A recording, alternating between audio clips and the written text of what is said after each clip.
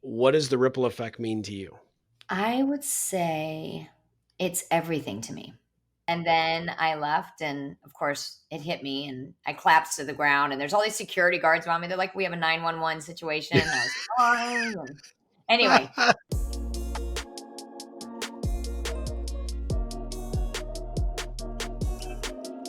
All right, guys.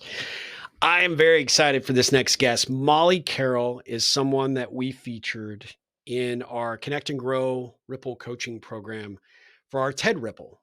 And for those of you that don't know what that is, the Connect and Grow coaching program is a 12-month membership program that we create and have these special events for our Ripplers that really want to take a deeper dive into our theme for the month, topic of connection, and really making Ripple part of their ongoing philosophy for being a better person, building a better business, better team, better organization, better relationships with their employees, their prospects, their clients, wherever they come from. And we do these things called TED Ripples. And I had seen Molly's talk probably about 2 years ago, and it was earmarked as one of my favorites.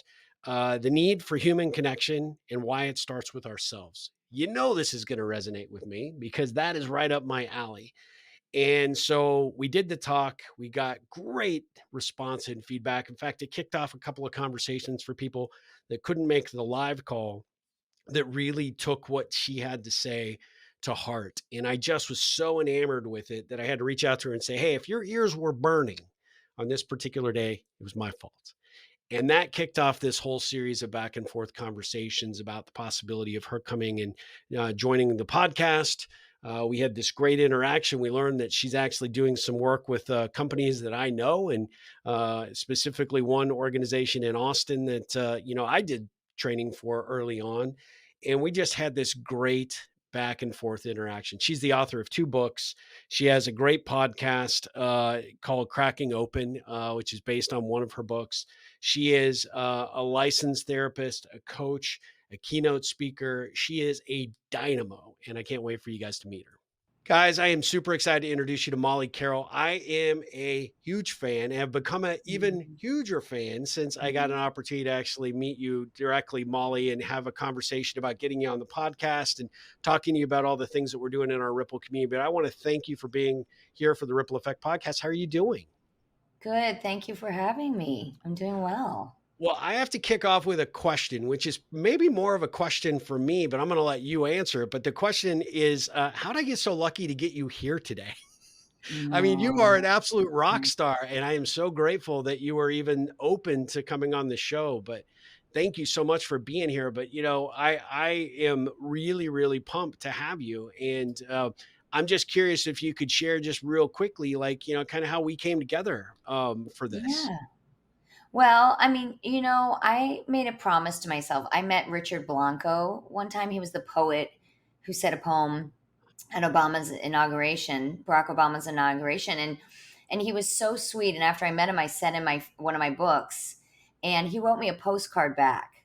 And he didn't need to do that. And I reminded myself that I'm going to have the same courtesy to people. When people reach out to me, I am going to respond to them, or even if as a therapist, if someone calls me, even if I can't take them on because I don't see private clients anymore, I'll call them back within 24 hours and just so when you wrote me, and I really love your name, the ripple effect. I think that's hugely important in my life, whether you want to call it ripple or synchronicity or deep human connection, which is my passion. Was curious, and so you're incredibly kind and warm, and so it's my pleasure to support you in your community in whatever way I can.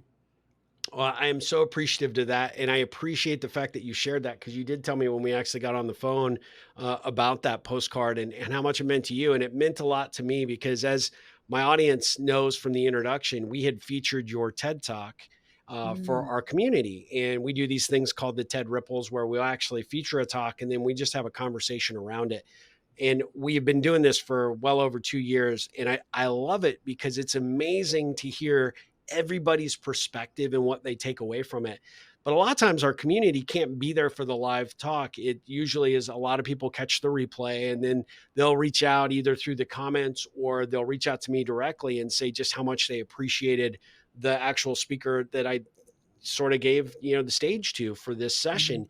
And yours just like was off the charts positive because it was such a Mhm. phenomenal, phenomenal talk. And so when I reached out to you and said, "Hey, if your ears were burning on this particular day, it was me," I wanted Yeah. you to know that your work just continues to resonate and is still continuing to ripple out there in the world.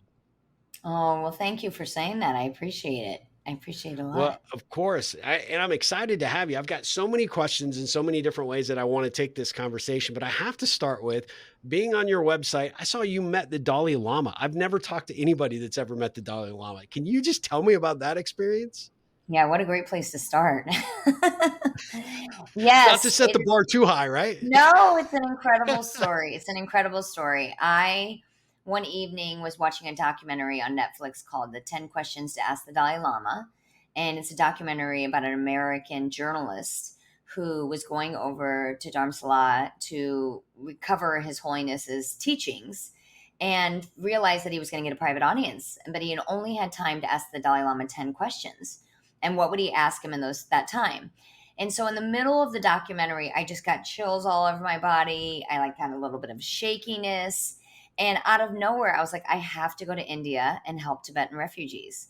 Now, mind you, I meditated, I did yoga, I was a therapist, I'd read a lot of books, but I was not deeply into Tibet, helping Tibetan refugees or what was going on with China. I had no political or, sort of interest in that area at that time, or even the Dalai Lama. I'd read books about him, but I knew in that moment I had to go. And so my husband came downstairs and I said, I think I got to go to India to help the Dalai Lama. And he knew who he married. So he was like, oh my gosh, here we go.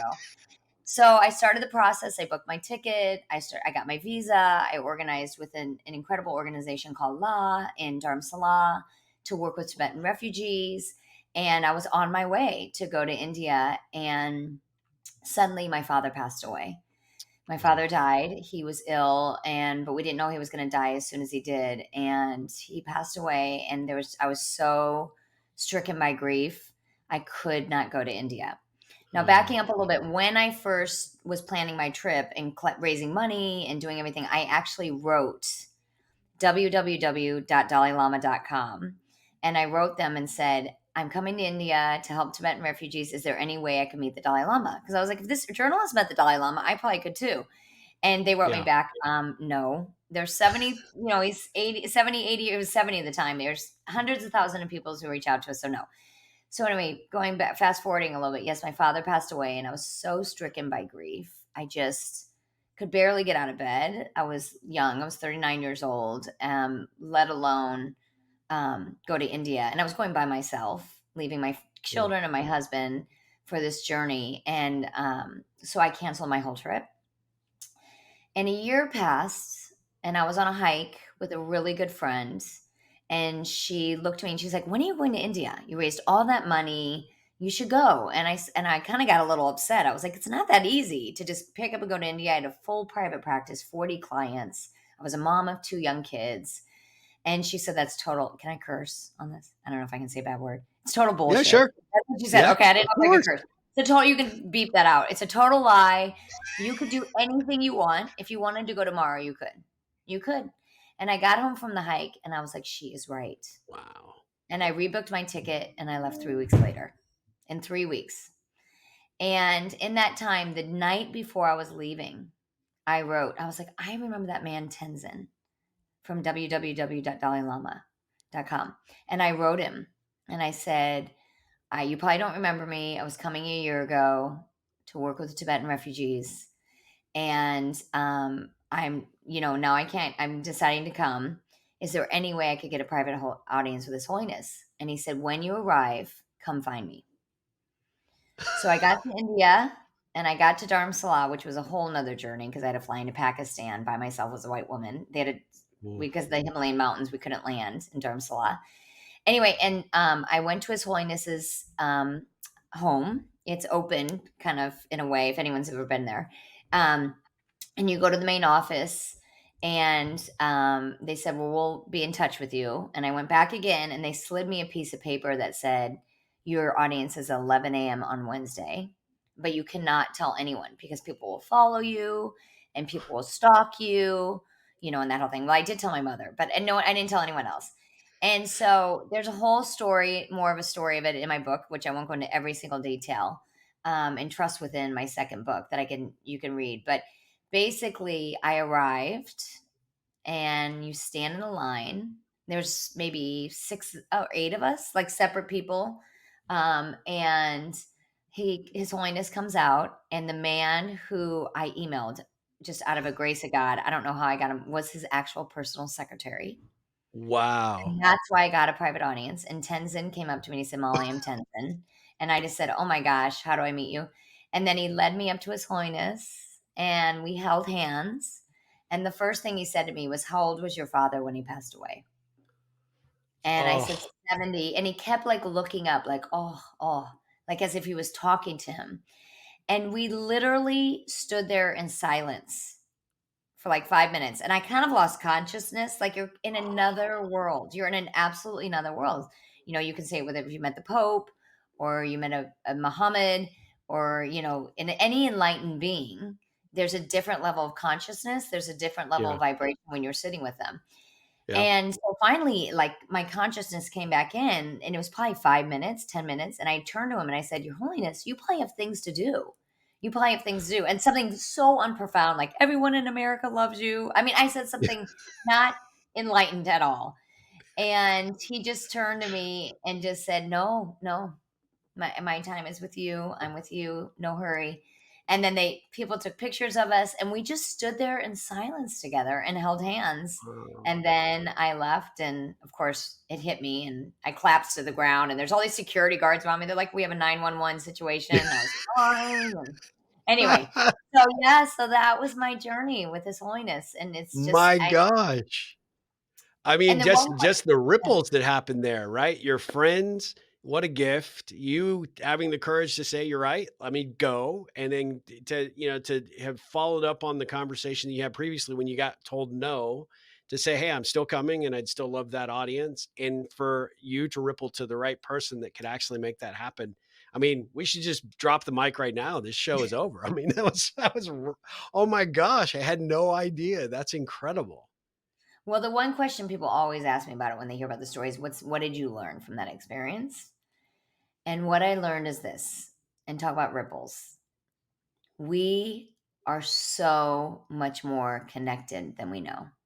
We Yeah. are all connected. It doesn't matter about your gender or your color of skin or how much money you have in the bank account or where you live in the world. Every single person on this planet you are connected to. If I could meet the Dalai Lama and I could have a private audience with His Holiness out of no reason than just divine intervention, call it what you want, synchronicity, luck, Yep. um, we anyone can have a connection to another human being. Oh my gosh, that just gave me chills. I mean, and I feel like I had that with you when I talked to you. I smiled the rest of the afternoon after our call Mm. because I just and now it just reaffirms like why I'm so grateful that you're here today. And thank you for sharing that. That was a true gift to all of our Ripplers. Let me ask you. So November 2019, you're Mhm. about to jump on the TED stage and give a talk, The Need for Human Connection and Why It Starts with Ourselves, which, by the way, that title totally got me. And that's why I've loved it Mm. since I first saw it. What's going through your mind in the moment before you take the stage? Oh my gosh. I've never been asked it that way, so I'm gonna be as honest as I can. Yeah. It's something really crazy. So sadly, my father had passed, and my mother had a really horrible cancer. She had pancreatic Oh, cancer. And I'm sitting in the audience. So you sit in the audience before you like your time, you go up. So I'm sitting in the audience and my phone is going off, but I can tell my siblings are keeping something from me because they know I'm going mm, on my TED stage. yeah. But I knew something was going on with my mother. So to be honest, what was going on is complete nerves, total stress for going on the TED stage, and but also a deep, deep heart, like knowing that something bigger is happening than Yeah. me and my TED talk. And it was about my mother. So there's something about that happens when we think outside of ourselves. And I'm good friends with a man named Sunil Gupta who wrote an amazing book called The Everyday Dharma. And he talks about the spotlight effect. And when you're about ready to get on stage, can you turn the spotlight on someone else beside yourself? Now, I didn't have that knowledge when I did it, but I do think there was something deeper in me thinking about my mom when I was getting on that stage than myself, although it's impossible to not be nervous. But yeah, so I was thinking, and I'm just trying my best to, knowing that I already had the experience with the Dalai Lama, and knowing as a therapist and a mom and a human being the power of human connection, to think about how can I connect with everyone in this audience to know they're loved, to know they're seen, to know they're going to be okay. I tried my best to stay in that essence Yep. versus the fear of, am I going to mess up? Am I going to be okay? Which definitely those voices came in, but I tried my best to kind of step back and do the spotlight effect. I love it. What one of the things that one of our Ripplers actually said about your talk in comparison to others that we've had is that it felt like you were talking to a sibling or a good friend, and that you Mm, were just speaking. And so that, I mean, that's the note of a gifted speaker, which you are anyway. But on that TED stage, when there is this pomp and circumstance around that event, and people try to go a certain way for those talks, and it's a limited window, right? So you have a limited chance to make an impact on your audience. But it really stuck with me that's how they framed it, because it's how I felt, but I hadn't put it into words. And it mm, really felt like everybody in that room just kind of washed away or on the call with us that day, and it was just as if you were speaking to us as individuals. So mm, you continue to just really inspire me with that presentation approach, and to now know kind of the backstory about what you were dealing with at that time. I could It's weird because I felt like there was a sense of something, but I thought it was mm, trepidation about being up there. But you didn't mm. look nervous, and I'm not trying to imply that there any of that shone through, but I could just feel like something a little bit different than what I've seen in other speakers. And that's what endeared me to that, to your talk even more, but also clearly the people that saw it, through our community. Well, there's something that I've been trying to practice, and I'm not always good at it, and I'm human, and I make mistakes every day. But it's this sense that it doesn't matter who people are, they just want to know they're loved and that it's going to be okay. And so, Yeah. regardless if you're going on the TED stage or you're heading to the hospital because your parents in the ICU, or you're going to the grocery store, or you're going to your kid's soccer game, we have soccer in common. Yep. It's Yep. it's just about, really, I call myself kind of a Buddhist and a Catholic. I was raised Catholic, Irish Catholic, and I I love love that. Catholicism in a lot of ways. And I also love the concepts of Buddhism, the Dalai Yep. Lama, but it's this sense of really losing the sense of self and the ego, and recognizing when we can do that, which it isn't easy. I'm not saying it's really easy. It's really, really hard because the voices that we hear every day are really strong. Those neural pathways are Yep. pretty intense from the way we were raised and our programming and how we're supposed to be in the world, the shoulds. But when you can start to drop those, and whatever techniques you do, whether it's meditation or exercise or prayer or journaling or therapy or yoga or knitting, whatever it is, Wordle, I love Wordle, crossword puzzles, whatever it is, to drop out of the mind and get into the heart. You're such a more present and powerful person. And I love the quote, there's a Sufi saying that the head should be the servant to the heart.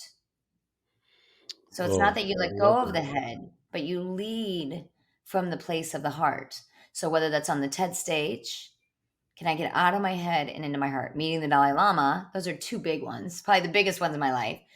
Or sitting with a friend who's going through a challenging time, you know, not fixing them, not solving their problem because you're uncomfortable right away, but really sitting with them and creating a container of space of love. Then that presence is more healing, I think, for people, and I know that personally too, than any other technique or medicine or prescription, that we could be given. It's really about sitting in the heart and leading from the heart. Is that something that you come by naturally? Is that something that you've had to learn throughout, your adult life? What really informed that sort of enlightenment for you? I was raised in Omaha, Nebraska, in a large Irish Catholic family. I have 4 siblings and a really loving mom and dad. No childhood is perfect, but I was very, very fortunate to be raised in a really loving childhood. And there was a lot of heart. It wasn't necessarily like you have to be the smartest, you have to be the prettiest, you have to be the most athletic. It was really about, well, my dad had a saying, the harder you work, the luckier you get. And so we had It's a a great really saying. strong work ethic. And it was really about thinking of others before yourself. My mother was incredible with service. She'd drop off like lemon bars and chocolate chip cookies and get back in the kitchen to help people versus being out in the living room at the dinner party doing the dishes. So, I mean, I was really raised with heart. And then I've always had this deep, deep sense of curiosity. And that led me to leave the Midwest and go to school out west and then live in Barcelona and travel all over the world, India, South America, Ireland, Southeast Asia, and meeting so many different people in the world and knowing that our bubble can get really small. I mean, and when you think about a ripple, or my saying Yeah. cracking open, when you crack open, that light spreads far. When you push a stone in, that ripple can go so far. And to recognize that there's so many other people in the world with different perspectives and different ideas and different philosophies and different ways of living, that we can enter into those conversations, whether they're maybe intense or might be really interesting and inspiring, with the heart. So I think other cultures have taught me, my family of origin taught me, being a therapist for years and listening to thousands of stories of trauma or challenges, that really people want to be in the heart. So I think it's a combination of a lot of different areas of my life that have led me to really getting out of my head more and more and my ego more and more and leading with the heart is really important. I love that. For someone who might be hearing that, maybe that didn't grow up in a similar type of environment, or maybe doesn't find themselves in a naturally supportive environment today, how do you encourage them to find that heart? How do you encourage them to get back to, or maybe in some cases, maybe for the first time, to really tie into that? Because as you say it, it's like you can just feel like that's the purpose and that's the approach, and that makes a lot of sense. But a lot of people haven't experienced that, because of Mhm. their upbringing or because of the environments they've allowed themselves to be in, either personally or professionally. So how might you suggest someone really start down that path to get more familiar and recognize some of the true benefits of that? Well, I'm going to tell your listeners to get out a pen and paper, because here's what I'm going to get into teaching mode and therapist mode. Because the first thing I'm going to tell them is it's not easy. And I don't care what people say. And I may make it sound really easy. I have my horrible days too, where I'm depressed and don't want to get out of bed, or I don't feel like I'm good enough, or I should be doing more. Did I hurt someone's feelings? So the first thing to know is you are not alone. Whoever is listening here, you are not alone. And the second thing to know is their change is definitely possible. I've been in mental health and education for 30 years. I've seen so much change, and what they need to know is they have agency over their own life, but it's them that has to get them out of the bed. It's not a therapist or a guru or a partner or $1 million in the bank or the perfect job or the perfect body. It's their heart, it's their soul, it's their driven, that they are like, okay, I want to change. So here's going to be some tips and tools that I have found that have really helped people. The first one is, we have these two things called our lungs that are probably one of the most powerful parts of our body. One, they surround the heart.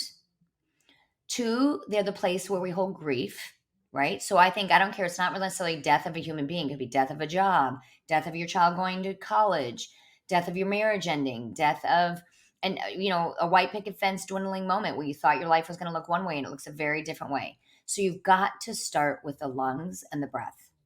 It's free, it's simple, and it's always with you. There's a Yeah. technique called 4-7-9. Now, some people say 4-7-8, but I say 4-7-9. I like the number nine. Okay.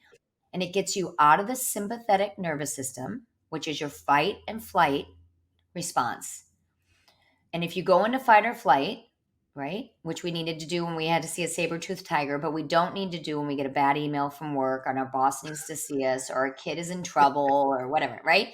We're not a Yep. saber-toothed tiger. And it takes, when you go into your sympathetic nervous system, if you do not do anything, you will stay there for 90 minutes. And that taps your adrenals and Wow. it causes stress on the body, releases toxins, which causes people to get sick, really, really sick in many different ways. So 479 gets you out of the sympathetic and gets you into the parasympathetic nervous system, which is your rest and digest.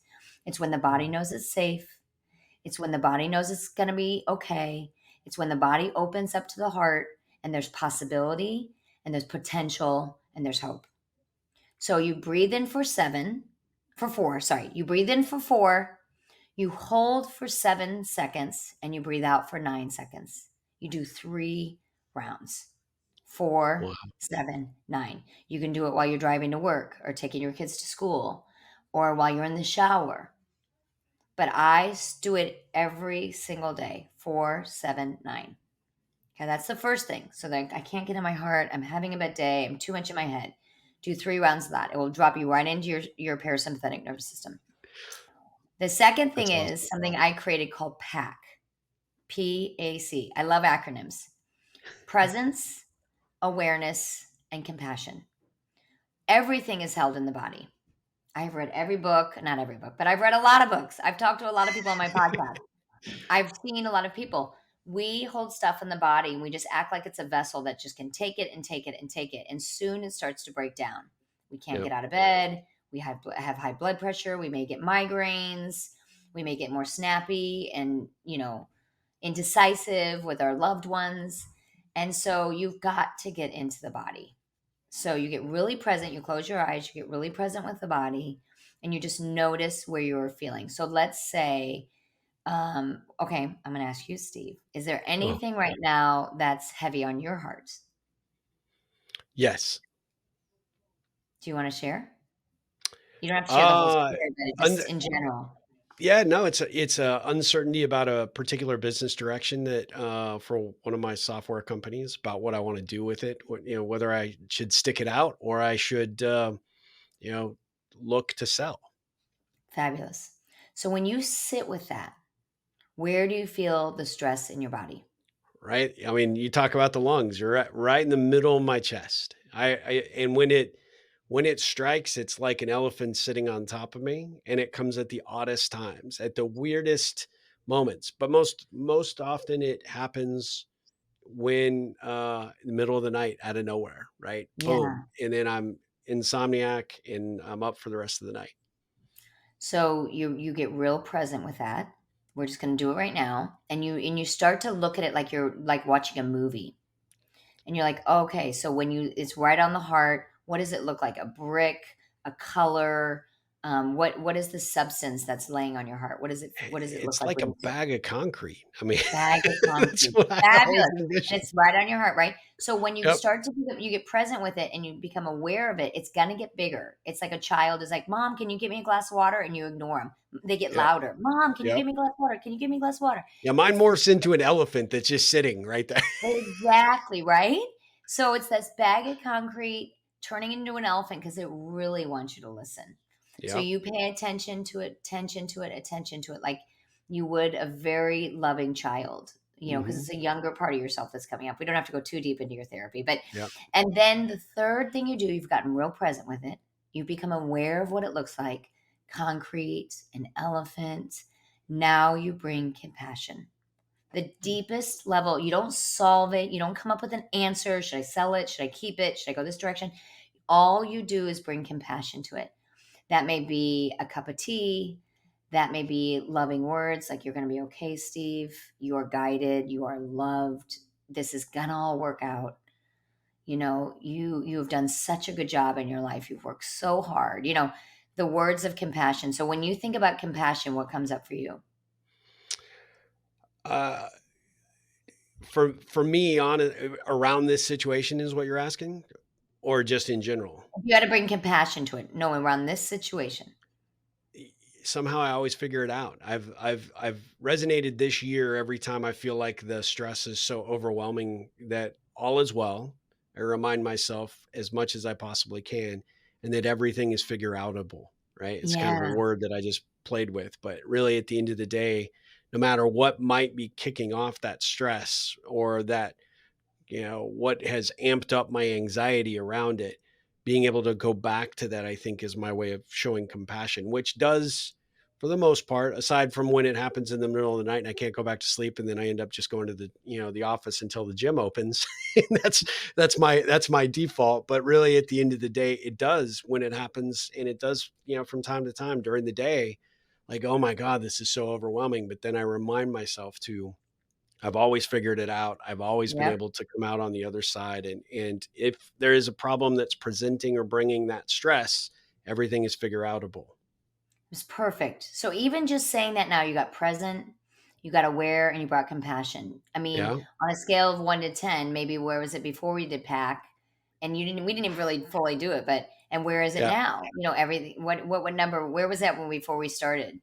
I'd say as soon as you brought it up, it was an 8 plus probably, and now it would be a sub 2, easy, right? Yeah. Exactly. So do you see? So you start with the breath, 4, 7, 9. You can do pack, presence, awareness, compassion. And the third thing I'm going to tell people who are listening who are like, I am lost, I don't know where to go, what direction, is to remind themselves that courage comes from action. It doesn't work the other way around. It's not like you get courage all of a sudden, then you're motivated to do action.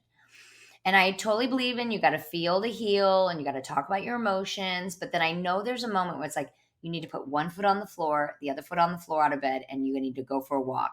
You need to call a friend. You need to clean your closet. You need to, Dan Siegel talks a lot about this. He's a neuroscientist Yeah. and, well, he's a psychiatrist actually, but he studies neuropsychology and he calls it the river of integration. If we're flooding Mm. in our right side of our brain, we're going to get too rigid. And if we're flooding in our left side of the brain, we're going to get too chaotic, right? Our emotional side and our logistical side. So you want to stay in the river of integration in the middle. And you want it, then you're going to be more balanced and grounded. So courage follows action. So you have agency. You need to do something to change this energy, the vibration, the pain that is in the body. And then from there, you will instantly feel better.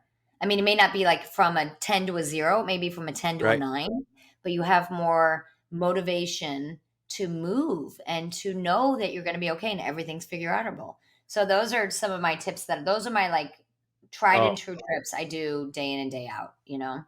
that's phenomenal. Thank you. I mean, that really is a gift for us. And for those that are watching or going to hear this on the podcast platforms, thank you so much for that. I mean, and that state change can be all that it can make all the difference, right? I mean, that is what you're really trying to do. And when you can see that you've had even just a minor movement, right? Like you said, from a 10 to a 9, it does give you the confidence to go, well, okay, this time I went from 10 to 9, but maybe next time I go from the 10 to 8 or 10 to 6 or wherever.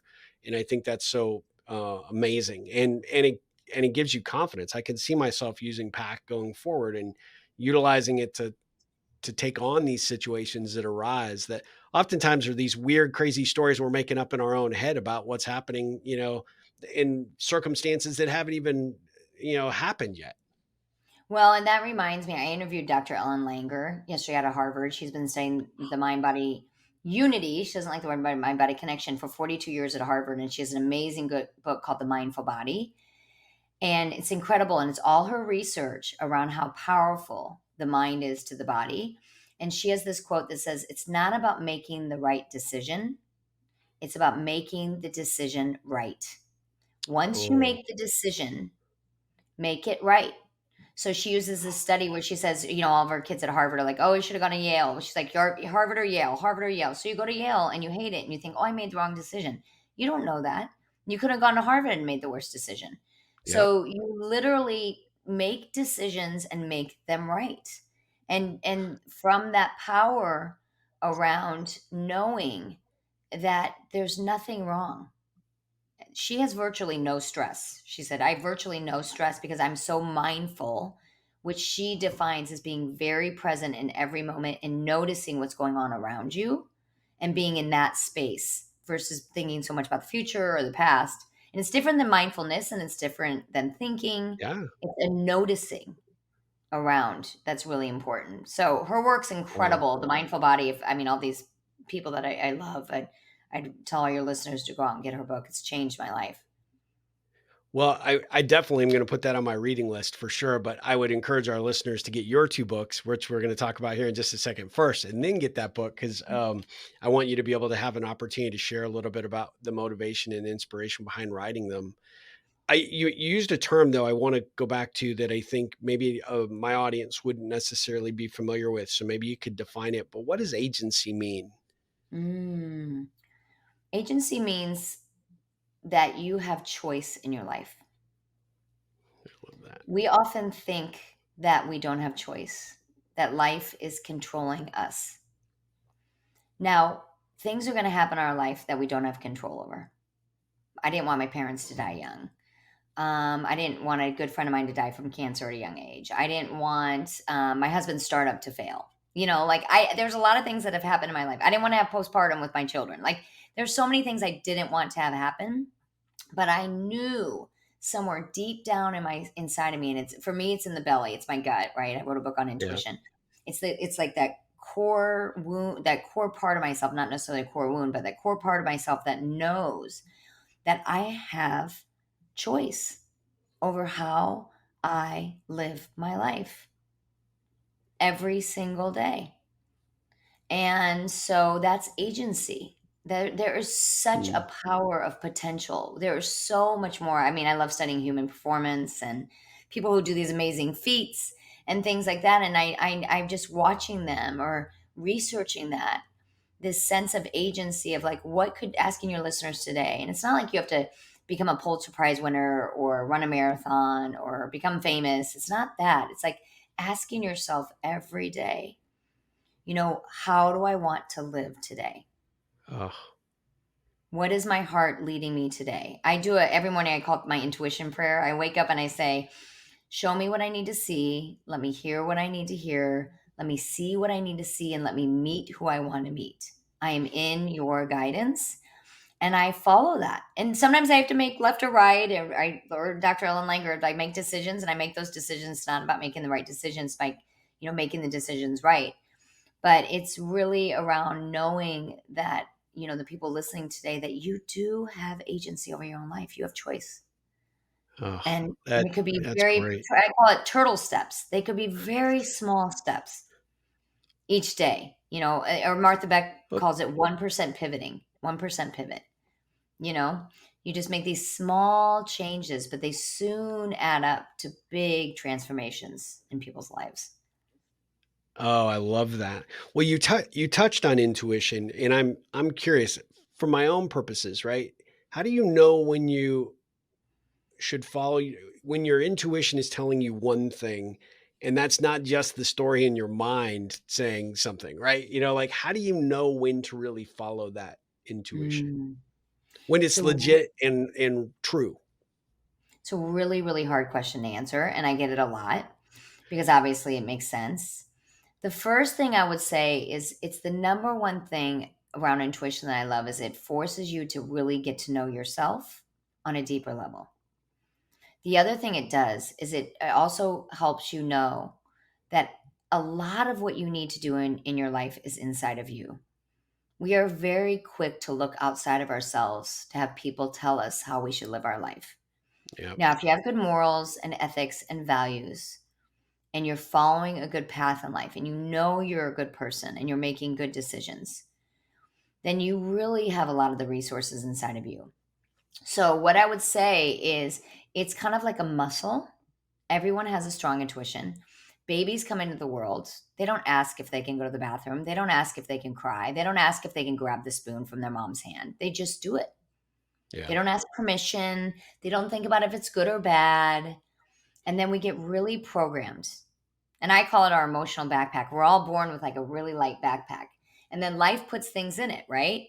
Programming, education, how you should be, how you should look, and it gets the backpack gets heavier. And these instincts as a baby, this deep intuition of knowing what we should do gets clouded. It gets confused. So just finding ways that you're at peace, finding ways that you're grounded so that you can see clarity, then you make the decision. So, for example, I'm in LA right now, and I made the decision to come to LA within 2 hours. Sunil wrote me and said, "Hey, I'm having an event in LA in Santa Monica on Wednesday night. Can you come?"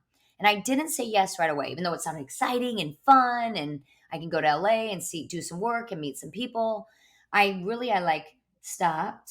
I went for a little walk. I took a shower. I really thought, I looked at my schedule. I mean, I had 3 podcasts this week. I'd work, my kids. Is it feasible? And then I said yes. Yeah. And then I said yes. I followed my intuition. Even though I knew the first answer was yes, I checked all my boxes before. So I would say the 3 things I would tell people is to really get to know themselves on a deeper level, know that they have a lot of the wisdom inside of themselves, and stop looking outward for people. It doesn't mean you don't have mentors and you don't ask for advice.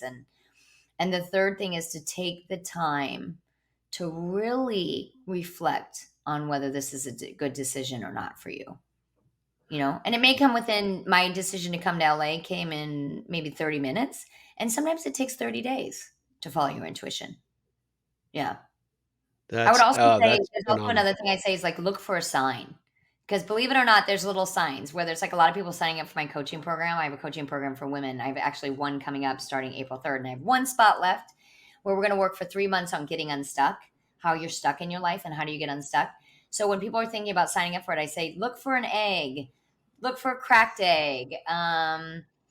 Someone may, something comes up, there's a sign. So I do believe there's signs everywhere that show us directions too on decisions to make. I do too. And the more cognizant that you are of them, and when you look for them, they just show up, right? And they're like, God, maybe these were here all along. I should have been looking a lot deeper. But I love how you frame that. That's phenomenal. So you wrote 2 books. Tell us a little bit about those books. The first book is called Cracking Open, and it's around self transformation, and it's an artistic journal. And I've always journaled. It's kind of been, I've gone to therapy and I'm a therapist, but it's also been a huge piece of my therapy.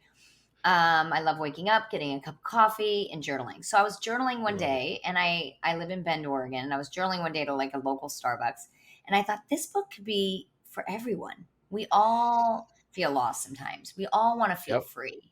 We all want to have agency over our own life, And so I made it, and it took me 7 years to write it. 7 years, because I self published, which is a whole nother story. I Yeah. did all the font, all the artwork. It's a Good for journal, you. all. That's awesome. Yeah, I mean, I designer helped me a little bit with it, and then I published it through, like, I had a printing press out of San Francisco named Blurb. They do beautiful work, print it. So I Oh, spent a great. lot of my time and resources on printing it because I wanted a great quality book, and I put it out in the world. And it's just been something that's really been helpful for a lot of people. I run retreats all over the world on it. My company's called Cracking Open Inc. or Molly Carroll Inc., but Cracking Open is part of what it's about. And when Cracking Open came out, Amazon found it and they wrote me and said, "Hey, do you want to publish a book with us?" But I just come out with it. And I was like, no, it's like a baby. I was like, no, I Yep. need to market this and give time for it and not rush into the next thing, following my intuition, right? Because my mind would have said, oh my God, Amazon's here and I should write another book. Got to do it. Got to do it. Yeah, Gotta do it. absolutely. And I said no. And then and it's so I just kind of did it, and I did retreats around it, and I worked with companies. That's where I went to Apple and LinkedIn, and did some work with it with other companies. And then about a year afterwards, Amazon said, if you're ever in New York, give us a call. And so I was in New York, and I said, I'm coming to New York. And they said, okay, can we have a meeting? And so we had a meeting, and I showed up in the room. And as a woman, I have to say, it was all women at the boardroom. Not that I don't love men and I don't appreciate men, but when you're in a group of women at a big company, and then I just followed, I didn't want to get anything out of the meeting. And I think that's really important for people Yeah. listening, because even on the TED stage, it's really hard to get out of the ego mind of wanting, we want something. We want to get people to sign up for my coaching program. I want to get someone to notice me, or I want to, and instead come from the lens of giving. How do I give something? How do I show up at this meeting authentic and just have a conversation with these people? I mean, And that's our so I whole did. philosophy with the ripple, taking those actions, creating those positive actions without expectation of return. If you ripple out enough, it ripples back to you. It makes total sense. And so we sat in the meeting, and in the meeting, they offered me a book contract, and I got my agent the same day. And so I wrote it. And my second book is Wow. called Trust Within, Letting Intuition Lead. And they only gave me 11 weeks to write it, though. I had a full private practice. I had 2 kids. And I mean, talk about anyone who has a passion project right now. I'm telling you, it's about sitting your butt in the chair and doing it. There is no Yep. glamour in being a writer. None. No. None. Zero. It's so much work, and you have to have the passion and the deep pull, but it's just like the magnetic thing of like, get your butt in the chair. I had 60,000 words. I divided it by 7 weeks, and I wrote like 1,500 words a day. And I just Wow. got really methodical about it and checked off the list. And then, yeah, my second book came out from Amazon, which was great, around intuition, called Trust Within, because I really believe a lot of our wisdom is within ourselves. I love it. I definitely encourage everybody that hears this to go get those books. I mean, I'm so thoroughly impressed and love the backstory behind both of those, which is fantastic. And obviously, the first one led to your podcast, right? Can you talk about the podcast?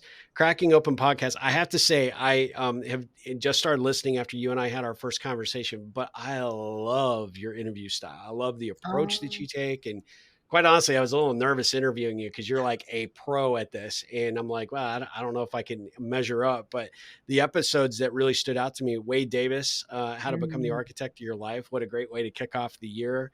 And then Emily Paulson's The Truth About MLM and Alcohol Use. Actually, that episode became a real pivot point for me because I shared it with someone that needed that resource. And so the ripple that you are creating continues, right? So thank you for that. But tell us a little bit about the podcast. Well, thank you so much for that. And before I forget, and I keep talking about the podcast, the other one, if you want to do about addiction or whatever, is Brian Burns. His Oh, is okay. amazing. He's a producer, and Ed Burns' brother.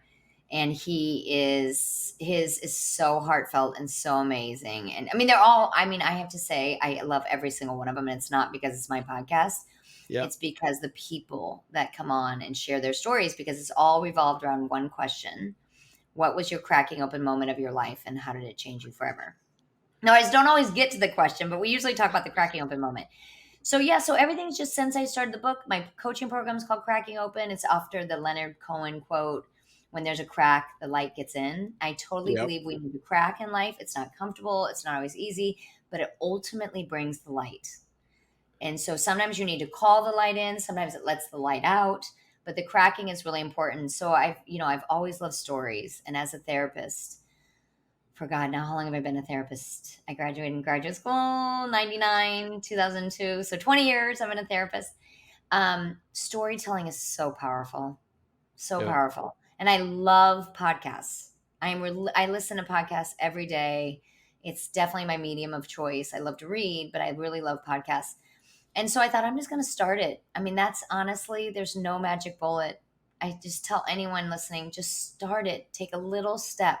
I started every one of my businesses by taking a little step. I didn't get overwhelmed by all the things I need to do. It's just like buy a microphone, look into your platform, Buzzsprout, find one guest, maybe download a program that tells you a little bit about it, maybe ask some people questions, but that's it. Yep. And then start and start. And then you So do it. yeah, Yep. I just did it and just started it, and it's really rippled. Like, it's been great. I did 2 interviews this week. I interviewed Dr. Ellen Langer, like I said, and Elise Lumen, who is an amazing woman who wrote a book called On Our Best Behavior, just this week. And I met a woman in a coffee shop today in Venice, California, who's I loved her coat.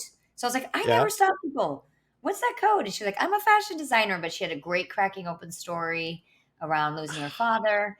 So it's really just um, it's been I've loved everything I've done, but I do think the podcast is something that's gonna be around for a while.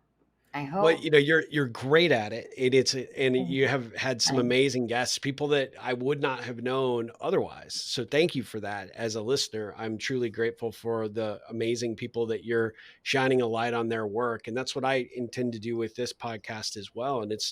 And I'm sure you can appreciate this. I find that when I get an opportunity to meet such amazing people like yourself, it's like I'm getting a master class, because I get to do the interview and I get to hear this amazing stuff. So I feel like even though I'm bringing it to my audience, I'm really selfishly like doing it because I get to meet so many amazing, cool people like you. So, Yeah, I and feel the thanks for same way. being here. I'm I mean, right as it's you. so I'm on the other great. side. I agree. I agree. I agree. I feel very lucky. Thank you for I saying that to love me. it.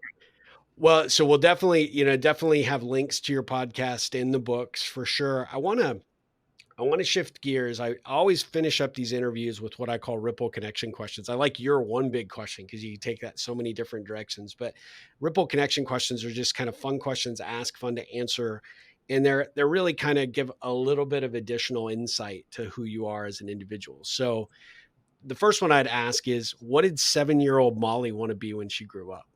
Mm. I wanted to be an actress. I was on Really? stage. I was in plays, and so it's not shocking that I'm still on stage. Yeah, I loved being in front of people, connecting with people on a deeper level or more vulnerable level. When you're on stage, you really have to be vulnerable. So I think my Would that be a 7-year-old self wanted. play actress or would you be like in movies or both?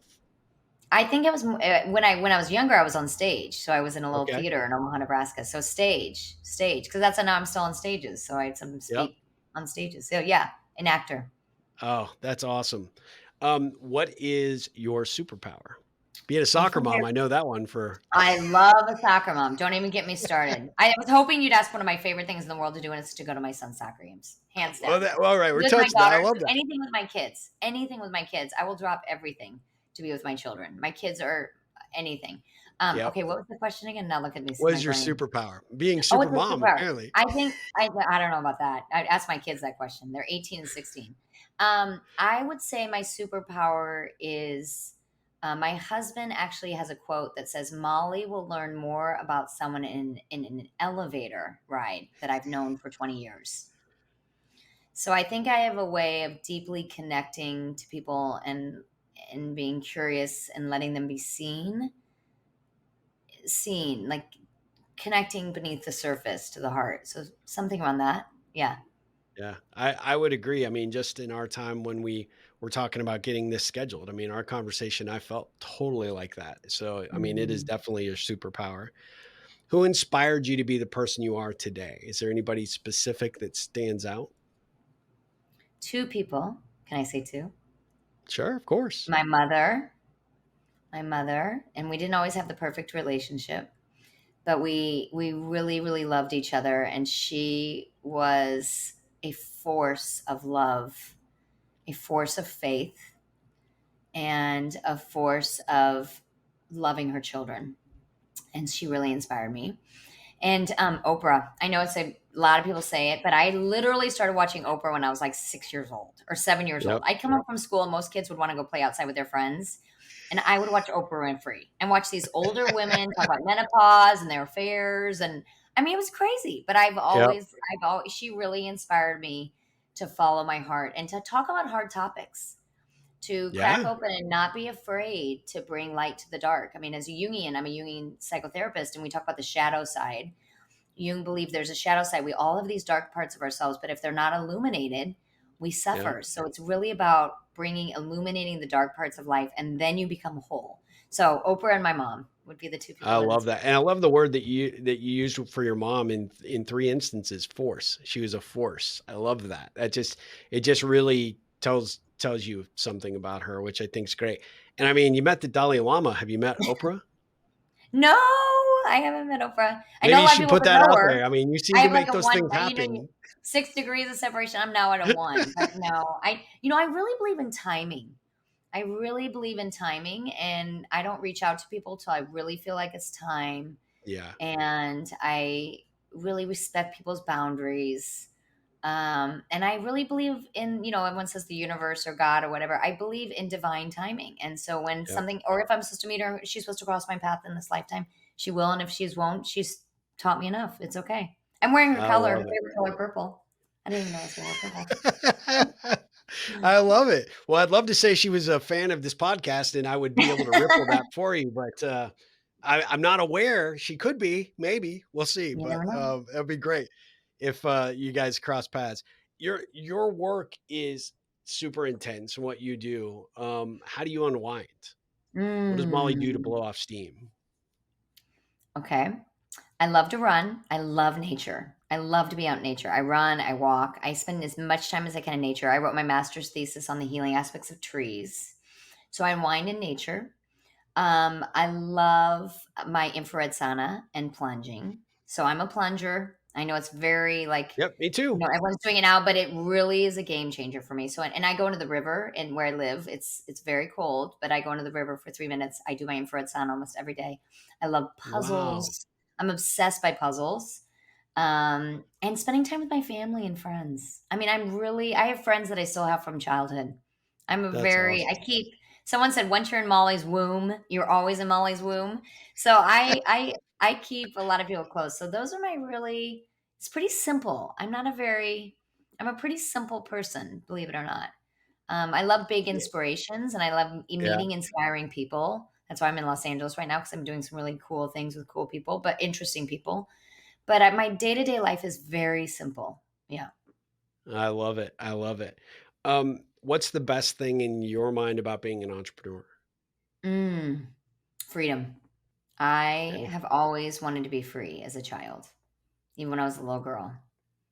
And when you're an entrepreneur, you are free.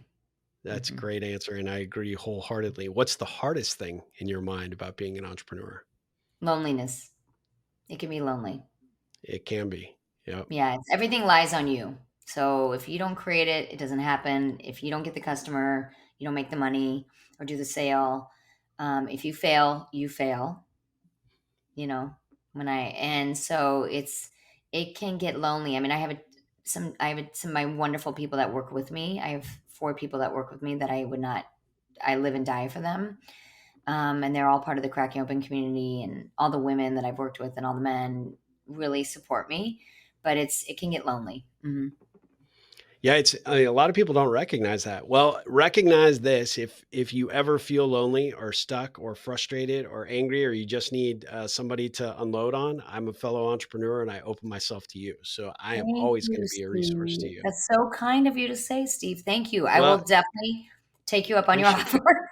Yeah, well, Get I ready. would appreciate the opportunity. It's I know how it Oh, is. It can be incredibly isolating and frustrating, yeah. and especially when things don't go the way that you expect them to, and you thought you had it. There's not a lot of people on your team or the people that work for you or support you that they don't recognize how much you put into that, and how Mhm. much of a letdown some things can be.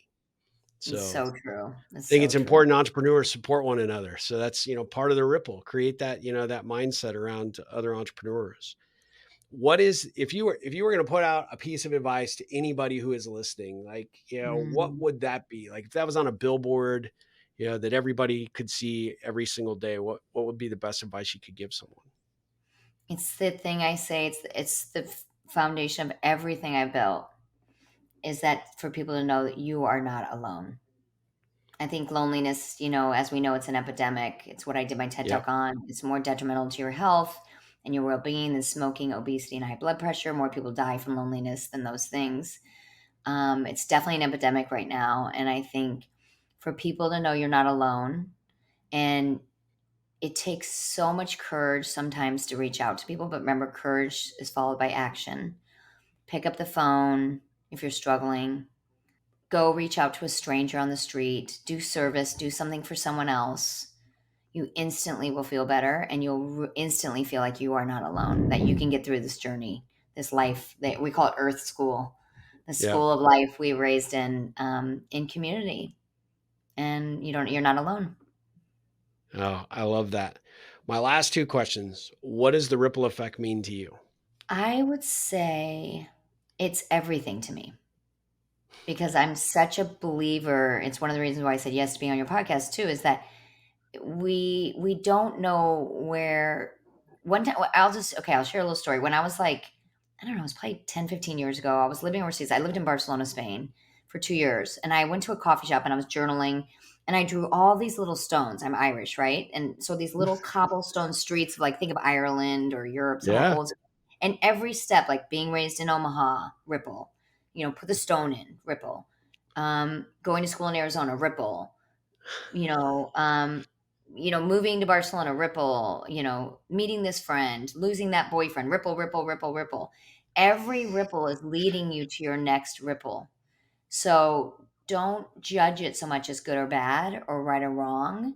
Just trust the process, and that these ripples are taking you somewhere and leading you to another path, either to another human being or to a job or a relationship or something. But it feels very important in life to trust that these the stones you put in the world are dropping in the water.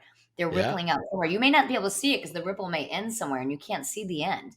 But it is the vibration of that and the movement of that is going and taking you in the right direction. Oh, what a phenomenal answer. Thank you for that. That is just amazing. Well, last question. What ripple can I create for you? Share about my coaching program. Okay. You got it. Yeah. Yeah, I would say I take very few people. It's completely transformational. I'm now doing it like time by time. I used to like have a bunch set up. I don't know how many more I'm going to do. Yeah. So this next one is going to be all about helping people get unstuck, and people need community, and it's around four pillars: around awareness, we are stuck somewhere; accountability, you need someone to keep you accountable; consistency, kind of James Clear work, on a Yeah. habit Yeah. changing; and then community. And so it's Love really it. powerful thing. So I would just say share about my coaching program. You can find it on my website, molly-carroll.com. Well, I was just going to ask you, how do you want people to follow you and learn more about your work? And Yeah, so, they can get me on Instagram, Molly mollycarroll.com. Carroll Inc. They can find me on Facebook, Molly Carroll. They can come to my website. They can DM me. I'm pretty accessible. Yeah. And I try to get back to people as soon as I can. So yeah, I would say just find me that way. They can Google my name and things will come up so they can find me. I love it. And, I am just so truly honored to know you. And you have, in a short period of time since we've started connecting, you've been so gracious in the communication. You've been so willing to step up and help. And I just want to say thank you. I really do. Oh, I'm really truly blessed to know you. And like I said, when we were on the call the other day, you're stuck. I mean, you got a friend here. So you and I are going to, have to find some ways to maybe work together or do something, because I'm so inspired by your work and so appreciative of just the presence that you have and the kinds of ripples that you're creating out there in the world. And the world needs more Molly Carrolls. So, I mean, oh, I love that you are doing what you're doing through your programs, through your books, and through your podcasts. The work is really making a difference. And I'm so grateful that I found your TED Talk and that we're having this conversation today. me too. Thank you, Steve, so much. I'm so grateful. It's lovely meeting you, and I'm probably see you in Austin sometime soon. Please, yes, hit me up. I mean, we've got lunch or dinner for sure. But guys, we'll be back again with another episode. But please check out all the links that we're going to include on this episode to check out Molly's work. Follow her; she is amazing, as you already know and have experienced. Get the books, subscribe to her podcast, and you will be blown away. She's just you definitely need this in your life. So you guys go out there, make a difference in the world, make a difference in someone's life, and create some positive ripples like Molly's doing. And as always, ripple on. Molly, take care. Thank you so much. Thank you, Steve. Thank you.